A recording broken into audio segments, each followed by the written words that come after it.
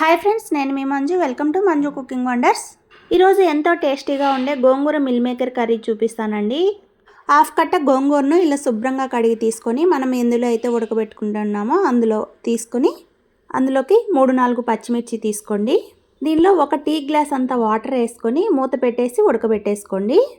చూడండి, 5 మినిట్స్కి వాటర్ అంతా ఎగిరిపోయి ఇలా అవుతుంది. ఆకు బాగా మెత్తబడుతుంది కదా. ఇప్పుడు స్టవ్ ఆఫ్ చేసుకొని దీన్ని బాగా చల్లారి పెట్టుకొని ఒక మిక్సీ జార్లోకి వేసుకొని మెత్తగా పేస్ట్లా చేసుకొని పక్కన పెట్టేసుకోండి. మీకు మిక్సీలో వేయడం ఇష్టం లేకపోతే గుత్తితో మెత్తగా మెదిపేసుకోండి, మెదిగిపోతుంది. చూడండి, ఈ విధంగా పేస్ట్లా చేసుకొని పక్కన పెట్టేసుకోండి.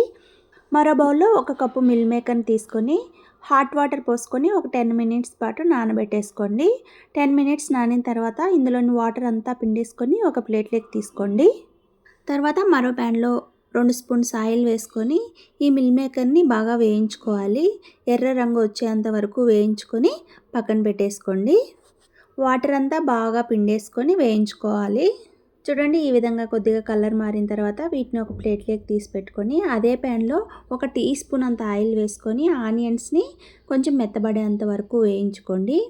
ఇందులో 1 టీ స్పూన్ అల్లం వెల్లుల్లి పేస్ట్ వేసుకోండి. మరీ ఎక్కువ వేసుకోవద్దు, కొద్దిగా వేసుకోండి. ఇది పచ్చివాసన పోయేంత వరకు వేయించుకొని ఇందులో ఒక పెద్ద సైజు టమోటాను ఇలా చిన్న ముక్కలుగా కట్ చేసుకొని వేసుకొని మూత పెట్టి ఇది మెత్తగా అయ్యేంత వరకు మగ్గించుకోండి. మీరు కనుక ఫస్ట్ టైం మన వీడియో చూస్తున్నట్లయితే ప్లీజ్ లైక్ చేసి సబ్స్క్రైబ్ చేసుకోండి ఫ్రెండ్స్. ఈ టమోటా బాగా మగ్గిన తర్వాత ఇందులో మనం ముందుగా మిక్సీ పట్టేసుకున్న గోంగూర పేస్ట్ని యాడ్ చేసుకోండి. ఈ మిక్సీ జార్లోనే కొన్ని వాటర్ వేసుకొని ఇందులో పోసేసుకోండి.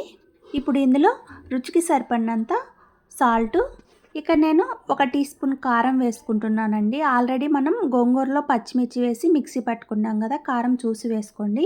1 స్పూన్ ధనియా పౌడర్, 1 టీ స్పూన్ జీలకర్ర పొడి, 1 టీ స్పూన్ గరం మసాలా వేసి వీటన్నిటిని బాగా కలిపేసుకోవాలి. ఇది కాసేపు మగ్గిన తర్వాత ఇందులో మనం ముందుగా వేయించి పెట్టుకున్న మిల్ మేకర్ని యాడ్ చేసుకొని ఉప్పు కారం అవి సరిపోయినవో లేదో చూసుకొని యాడ్ చేసుకోండి. తర్వాత మూత పెట్టి ఆయిల్ సపరేట్ అయ్యేంత వరకు మగ్గించుకోండి. చూడండి, ఆయిల్ సపరేట్ అయింది కదా, ఇలా చిక్కగా ఉండాలి కర్రీ. ఇప్పుడు దీన్ని సర్వ్ చేసుకోవడమే, అంతే. ఎంతో టేస్టీగా ఉండే గోంగూర మిల్ మేకర్ కర్రీ రెడీ. ఇలాంటి సింపుల్ అండ్ టేస్టీ రెసిపీస్ కోసం వీడియోని లైక్ చేసి సబ్స్క్రైబ్ చేసుకోండి ఫ్రెండ్స్.